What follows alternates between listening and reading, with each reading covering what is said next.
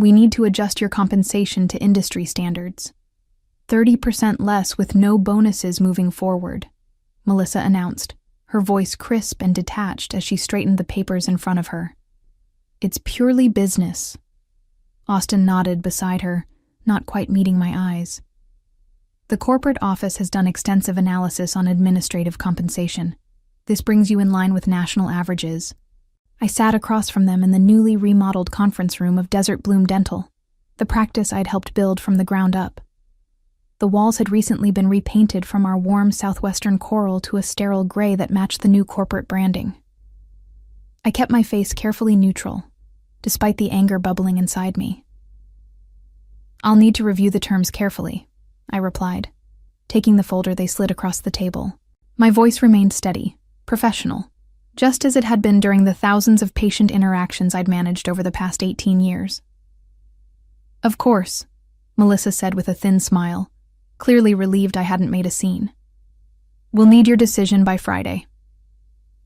My name is Barbara Green, and until 3 months ago, I was the office manager of the most successful dental practice in Chandler, Arizona. For nearly 2 decades, I'd worked alongside Dr. Franklin Hughes, building Desert Bloom Dental from a struggling 2-chair operation into a thriving practice with 6 treatment rooms and over 3,000 loyal patients. When Dr. Hughes announced his retirement last year, the staff had been nervous but hopeful. He assured us the corporate group buying the practice, Southwest Dental Partners, understood the value of our patient-centered approach. "They're keeping the entire team intact," he had promised. "They recognize what makes us special." What Dr. Hughes hadn't understood was that corporate dentistry operates differently. Numbers matter more than names. Efficiency trumps relationships. And apparently, a dedicated office manager with 18 years of experience could be reduced to a line item on a spreadsheet. As I walked back to my office, I noticed Jessica, our newest hygienist, looking worried as she prepared her station for the next patient. "Everything okay?" she asked quietly. I nodded. Just some administrative changes being discussed. I wasn't ready to share the news yet, not until I'd processed it myself. Back at my desk, I opened my drawer and pulled out the business card I'd received 2 weeks earlier at the regional dental conference. Dr. Nathan Fuller had approached me during the lunch break, expressing admiration for how Desert Bloom operated. "If you ever consider making a change," he had said, "I'd love to discuss some ideas with you." At the time, I'd politely tucked the card away. Now, I picked up my phone and dialed the number. I've never considered myself irreplaceable. After all, in healthcare administration, the goal is to create systems so efficient that operations continue smoothly regardless of who's managing them. But there's a difference between building reliable systems and building relationships. Systems can be replicated. Relationships take years. Dr. Hughes understood this. From the day he hired me, when I was a 32-year-old single mother with administrative experience but no dental background, he recognized something in me that went beyond my resume. "Barbara," he'd said during my interview, "I can teach anyone about dental procedures and insurance codes. What I can't teach is how to genuinely care about people." Over the years, I'd become more than an office manager. I was the face patients saw when they walked in, the voice that called to check on them after difficult procedures, the person who remembered their children's names and college graduations. I knew which patients needed extra time in the schedule, which ones required billing flexibility during hard times, and which ones would drive across town for their favorite hygienist. When elderly patients couldn't drive, I organized transportation. When families struggled financially, I found ways to work with insurance companies to maximize their benefits. When frightened children came in, I had special toys waiting and knew exactly which approach would calm their fears. My desk drawer contained 18 years of thank you cards, not addressed to Desert Bloom Dental, but to me personally. Austin and Melissa had been running Desert Bloom for 3 months now. They'd arrived with spreadsheets and corporate manuals, introducing efficiency protocols and patient processing improvements. Dr. Hughes had barely cleared out his office before they replaced our comfortable waiting room furniture with sleek, identical chairs that matched their corporate branding. The staff tried to adapt. I tried to explain our community's unique needs. Our Thursday evening hours are essential for our working families, I told them, when they suggested cutting those appointments. And Mrs. Wilson always brings homemade cookies for the staff on Fridays. It's been her tradition for 12 years. We appreciate your input, Austin would say, before proceeding with whatever change their corporate template dictated. I began noticing the subtle shifts in patient responses, the confused looks when they were rushed through check-in, the disappointed sighs when told certain services were no longer offered, the hesitation when asked to prepay for treatments. "Has Dr. Hughes actually retired?" Mrs. Peterson had whispered to me last week. "This doesn't feel like the same place anymore." I had smiled and assured her we were still committed to excellent care, but walking back to my office after my compensation meeting with Austin and Melissa, I wondered if that was still true. And more importantly, if I could still be part of it. "They want to cut my salary by 30%, I explained to Dr. Fuller 3 hours later. We sat in a quiet corner of Wildflower Bread Company, away from the lunch crowd. "No more performance bonuses either." Dr. Fuller nodded thoughtfully, stirring his iced tea.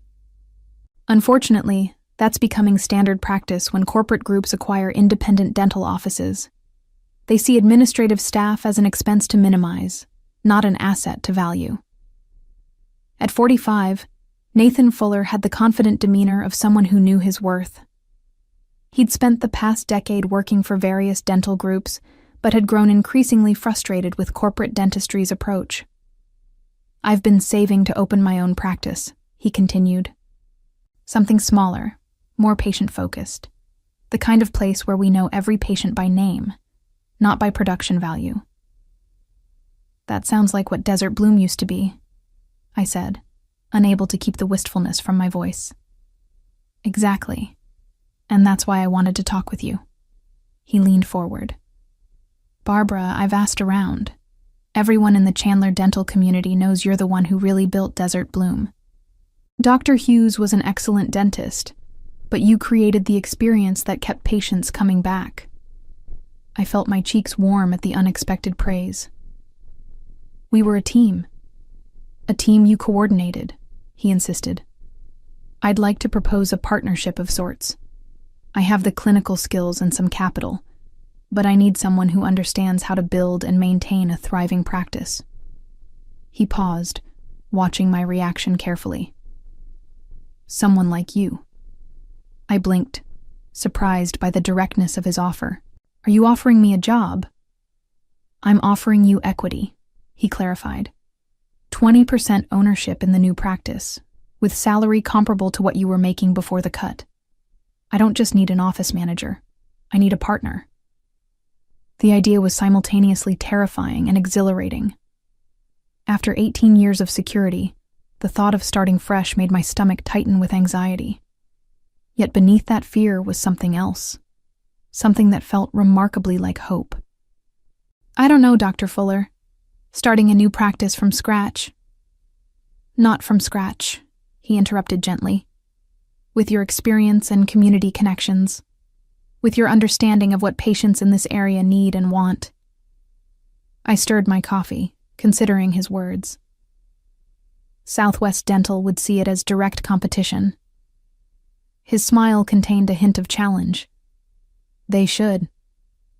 On the drive back to Desert Bloom, my mind raced with possibilities and concerns. The practical side of me listed all the reasons to simply accept the pay cut.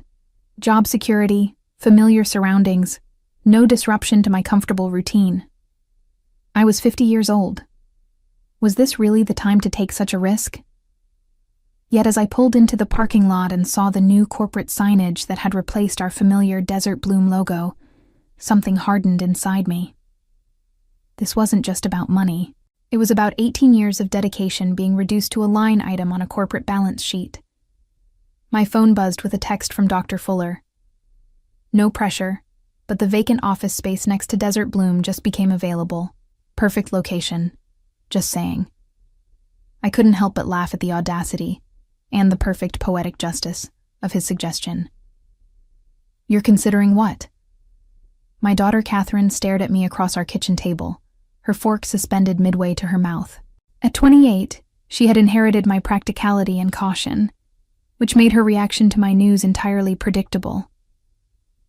"Opening a new dental practice with Dr. Fuller," I repeated, trying to sound more confident than I felt. "As a partner, not just an employee." "Mom, you've worked at Desert Bloom for nearly 2 decades. You're talking about competing directly against your former employer.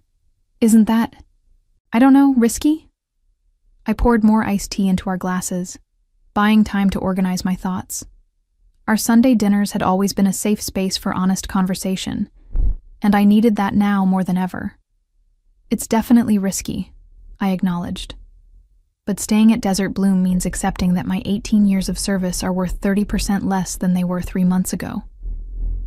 Catherine's expression softened. "I get that it's insulting. But starting a business at 50, next door to your current workplace, that seems extreme, even for you." I smiled wryly. "Even for predictable, play-it-safe Barbara?" "You know what I mean." She reached across the table and squeezed my hand. "I just don't want to see you get hurt, professionally or financially." Her concern was valid. I'd spent my adult life making careful, measured decisions. After her father left when she was 6, I'd prioritized stability above all else. Our modest home was nearly paid off. My retirement account was growing steadily. I'd established a comfortable, if not exciting, life. "I've been doing some research," I said, pulling a folder from the sideboard drawer. "Dr. Fuller has excellent credentials and a solid reputation. The location is perfect. Patients wouldn't even have to change their driving route, and I've run the numbers." I opened the folder to reveal spreadsheets I'd spent the weekend creating. Even with conservative estimates for patient transfer, we could be profitable within 9 months. Catherine raised an eyebrow, impressed despite herself. "You've really thought this through." "I have," I admitted, "but there's something else." I took a deep breath. "This isn't just about money, Catherine. It's about standing up for myself, for the first time in a very long time." The following morning, I requested a meeting with Austin and Melissa. They seemed surprised by my calm demeanor as I settled into a chair across from them. "I've reviewed your compensation adjustment proposal," I began, using their corporate terminology. "Unfortunately, I won't be accepting the new terms." Austin's relief was visible. "I'm glad you're being reasonable, Barbara. The transition will be much smoother with your cooperation." "I think you misunderstand," I interrupted gently. "I'm not accepting the terms because I'm resigning." The stunned silence that followed gave me a small, satisfying glimpse of what was to come. "Resigning?" Melissa recovered first. "Where would you go? You've been here your entire career." "I'll be helping establish a new dental practice," I replied simply. Austin's expression darkened. "Barbara, I remind you that your employment contract includes a non-compete clause." I smiled, feeling oddly liberated. I reviewed that with an attorney yesterday. The clause was in Dr. Hughes's original contract, but the terms weren't transferred properly when Southwest Dental took over. It's unenforceable. This wasn't entirely accurate. There was some legal gray area, but the momentary panic on their faces was worth the small deception. "You can't seriously be considering competing against us," Melissa said. "After everything this practice has done for you." "Everything this practice has done for me," I repeated, my voice finally betraying a hint of the anger I'd been suppressing. "I built this practice. I'm not competing against Desert Bloom. I'm reclaiming what I helped create." As I stood to leave, Austin's voice took on a threatening edge. "The corporate office won't take this lightly. They have resources you can't imagine." I paused at the door. "And I have relationships you can't replace." The next 3 weeks passed in a whirlwind of activity. I worked my notice period at Desert Bloom with scrupulous professionalism, training my replacement, a nervous 24-year-old named Jennifer with a business degree but no dental experience, while simultaneously helping Dr. Fuller secure the lease on the adjacent office space. The irony wasn't lost on me. During the day, I maintained Desert Bloom's scheduling system and patient records. In the evenings, I designed a competing system for what would become Sunridge Family Dental. "Do you think they suspect anything?" Dr. Fuller asked one night as we reviewed floor plans for the new space. "They know I'm leaving to work with another dental practice," I replied. "They just don't know where yet." He grinned. "The location is going to be quite a shock." "It's a practical business decision," I said, echoing the corporate language Austin and Melissa had used so often. "The demographic analysis supports it." In truth, the proximity was both practical and personal. Practical because it would make the transition seamless for patients who decided to follow me. Personal because, yes, I wanted Austin and Melissa to see exactly what they had discarded. My final day at Desert Bloom arrived with little fanfare. Austin and Melissa had grown increasingly cold as my departure approached, minimizing their interactions with me. The staff, sensing the tension, had organized a small farewell gathering during lunch. "We'll miss you, Barbara," Jessica said, handing me a card signed by everyone. "It won't be the same without you." I hugged her tightly. "I'll miss all of you too." I hesitated, then added carefully, "If any of you ever need anything, I'm not going far." Later, as I packed the personal items from my desk, Melissa appeared in my doorway.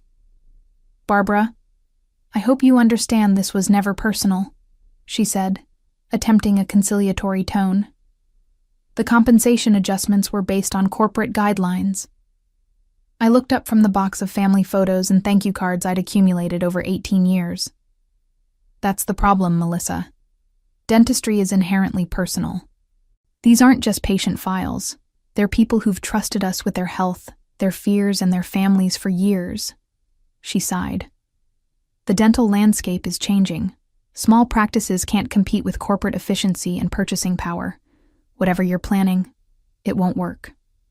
I closed the box and stood. "Perhaps. But I'm not trying to compete with corporate dentistry. I'm simply offering an alternative." As I carried my belongings to my car, I spotted Mrs. Wilson, the 82-year-old patient who faithfully brought cookies every Friday, struggling with the new automatic doors that had replaced our manual ones. "Let me help you," I said, setting down my box to assist her. "Oh, Barbara, thank goodness," she said, patting my arm gratefully. "Everything's changing so quickly around here. First those uncomfortable new chairs, then that complicated check-in computer." She lowered her voice. "And they told me they're discontinuing the emergency senior appointments.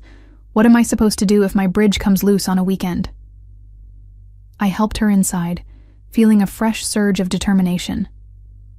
"Actually, Mrs. Wilson, I'm making some changes myself. May I call you next week to tell you about them?" That evening, I drove by what would soon be Sunridge Family Dental. The space was still empty, awaiting construction, but the "coming soon" sign had been installed that afternoon. From the parking lot, it was clearly visible from Desert Bloom's front windows. My phone buzzed with a text from Catherine. "Just drove by the future office. Bold move, Mom. I'm proud of you." For the first time since Austin and Melissa had announced my compensation adjustment, I felt completely certain I was doing the right thing. Not just for my career or my finances, but for my self-respect. The real work was just beginning. The transformation of the empty storefront into Sunridge Family Dental happened with surprising speed. Dr. Fuller had secured a business loan based on his excellent credit and my detailed business plan, allowing us to create exactly the kind of practice we envisioned. While the physical construction progressed, I focused on building our team. My first call was to Jessica, the hygienist who had seemed most disappointed by the corporate changes at Desert Bloom. "I can't offer corporate benefits yet," I told her honestly over coffee. "But I can promise you'll have time to actually talk with your patients, not just clean their teeth." "You had me at actually talk with patients," she replied, smiling. "The new schedule at Desert Bloom allows 15 minutes for scaling and polishing. 15 minutes. It's impossible." Within 2 weeks, I'd recruited Jessica and 2 other staff members from Desert Bloom. I tried not to feel guilty about it. I wasn't actively poaching, just presenting options to people who seemed unhappy with the new management. The real challenge was approaching patients. Ethically and legally, I couldn't access Desert Bloom's patient records or directly solicit their clients. But there was nothing preventing patients who knew me from reaching out once they heard about my new venture. And in Chandler, Arizona, news traveled fast. "Barbara, I saw the sign next door." Mrs. Peterson exclaimed when she called my personal cell phone. "Are you really opening a new dental office with Dr. Fuller, right next to Desert Bloom?" "We are," I confirmed. "Our grand opening is next month." "Well, count me in." When that nice young girl at the front desk told me you'd left, I nearly cried. "It's not the same without you." She paused. "Can you transfer my records from Desert Bloom?" "You'll need to request that yourself," I explained carefully. "But we'd be happy to help you with the process when you come in." Similar conversations happened dozens of times over the following weeks. I was careful never to initiate contact with Desert Bloom patients. But I didn't discourage the calls that came my way through personal connections and word of mouth. 2 days before our grand opening, Austin appeared at the construction site, his expression thunderous. "This is how you repaid Desert Bloom's investment in you?" he demanded, gesturing at the newly installed Sunridge Family Dental sign. "By opening a competing practice literally next door?" I set down the box of office supplies I'd been carrying. "I don't owe Desert Bloom anything, Austin. I gave that practice 18 years of dedicated service. And now you're trying to destroy it. We've already had 68 patients request records transfers. 68! His face had turned an alarming shade of red. "The corporate office is furious." A small, petty part of me wanted to smile at this confirmation that our strategy was working. Instead, I kept my expression neutral. "Patients have choices, Austin. That's how the free market works, isn't it? Isn't that what you explained when you cut my compensation by 30%? He stepped closer, lowering his voice. "This isn't over. Southwest Dental has attorneys on retainer who specialize in cases like this." "Cases like what, exactly?" Dr. Fuller appeared behind me, his tall frame imposing despite his relaxed tone. "A dental practice opening in a commercially zoned area. Patients exercising their right to choose their healthcare providers. Nothing illegal about that." Austin's gaze shifted between us. "You've made a powerful enemy," he said finally. As he stalked away, Dr. Fuller turned to me with raised eyebrows. 68 patients already? That's impressive." "It's just the beginning," I replied, watching Austin's retreating figure. "The real test comes next week." I wondered if Austin and Melissa were finally beginning to understand exactly what and who they had undervalued. Opening day at Sunridge Family Dental exceeded even my most optimistic projections. We had scheduled 20 patient appointments, a reasonable number for a first day of operations. But the waiting room was consistently full as people dropped by to see the new office and welcome me to my new role. By lunchtime, we had scheduled 47 additional appointments for the coming weeks. By day's end, that number had risen to 83. "This is unprecedented," Dr. Fuller said as we reviewed the day's numbers. "I've never seen a new practice generate this kind of immediate response." I smiled, thinking of the 18 years of relationships that had created this moment. It's not about the practice. It's about trust. From my new office, I could see directly into Desert Bloom's waiting room, now conspicuously empty. Throughout the day, I'd spotted Melissa watching our bustling reception area, her expression growing increasingly concerned. At 5 p.m., Jennifer, my replacement at Desert Bloom, appeared at our front desk, looking nervous. "Hi, Barbara," she said hesitantly. "I was wondering, do you need another administrative assistant? They're talking about letting me go. Apparently, the patient schedule is underperforming expectations." I felt a twinge of sympathy for her. 3 weeks into the job? She nodded miserably. "Austin says it's my fault for not maintaining patient retention. But they keep changing the systems and cutting appointment times. Mrs. Wilson yelled at me yesterday when I told her we couldn't accommodate her emergency visit." I thought for a moment. We hadn't budgeted for additional administrative staff yet, but Jennifer deserved better than being scapegoated for Austin and Melissa's failures. "We can start you part-time," I offered, "with the possibility of full-time as we grow." The relief on her face made any financial strain worth it. "Thank you, Barbara. I promise I'll work hard." As Jennifer left, Jessica approached with another stack of records transfer requests. 39 more today, she reported. "At this rate, we'll have half of Desert Bloom's patients by the end of the month." I picked up the stack, each form representing a person who had chosen to follow me, rather than remain with the practice that had decided I was expendable. "It's not about revenge," I said, though the satisfaction I felt suggested otherwise. "It's about building something better." But watching Melissa's frustrated expression through the window, I couldn't deny the sweet sense of justice unfolding. 6 months after Sunridge Family Dental opened its doors, we had exceeded every benchmark in our business plan.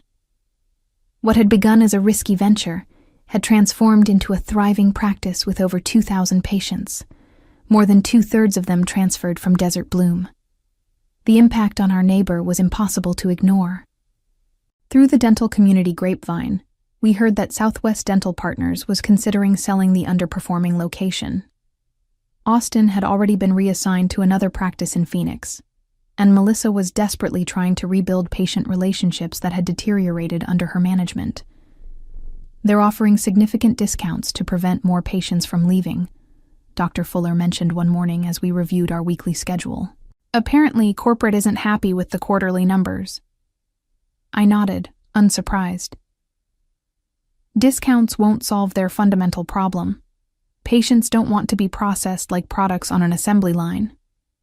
The difference between our approaches was evident in every aspect of our operations. While Desert Bloom now rushed patients through abbreviated appointments, we maintained comfortable scheduling that allowed for genuine interaction. Where they emphasized efficiency metrics, we focused on patient satisfaction and health outcomes. Mrs. Wilson now brought her famous cookies to Sunridge every Friday, and we had reinstated the emergency senior appointments that had meant so much to our older patients. The waiting room featured comfortable southwestern decor, reminiscent of the original Desert Bloom, before corporate rebranding had stripped away its warmth and character. One Tuesday afternoon, I looked up from my desk to see Melissa standing uncertainly in my office doorway. "Do you have a minute?" she asked, her usual confidence noticeably absent. "Of course," I replied, gesturing to the chair across from me. She sat down, hands fidgeting in her lap. "I wanted to ask, how did you do it? How did you build such patient loyalty?" The question seemed sincere, almost desperate. 18 years of treating people like people, not profit centers, I answered honestly. There's no corporate template for that. Melissa nodded slowly. "I'm being transferred next week. The regional manager said Desert Bloom's performance decline is unprecedented in the company's history." I could have responded with satisfaction or smugness, but seeing her genuine distress, I felt an unexpected pang of empathy. "I'm sorry it didn't work out." "Don't be," she said, rising to leave. "You proved your point. I just wish we had recognized your value before it was too late." As she walked away, I realized that the victory I'd been savoring wasn't about seeing Desert Bloom struggle. It was about creating a practice where both patients and staff could thrive. The revenge I'd sought had transformed into something more meaningful: validation. Over dinner that night, Catherine studied me with curious eyes.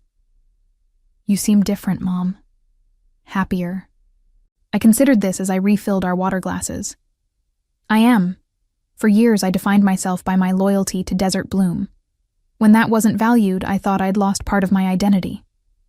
I smiled, feeling the truth of my next words. But it turns out I didn't lose anything. I found something better, my own voice. Catherine raised her glass in a toast. "To finding your voice at 50. I clinked my glass against hers, thinking about the journey of the past year, from longtime employee to business owner, from taking directions to making decisions. to new beginnings at any age. Looking back at the path that had led me here, I realized that Austin and Melissa's attempt to diminish my worth had actually revealed my true value, not just to Desert Bloom, but to myself. Their business decision had become my personal awakening, and for that, I was strangely grateful. The 30% pay cut they'd tried to impose had led to a 100% transformation in how I valued my own contributions. In the end, their purely business decision had taught me the most personal lesson of all. Sometimes the greatest revenge isn't getting even, it's moving forward.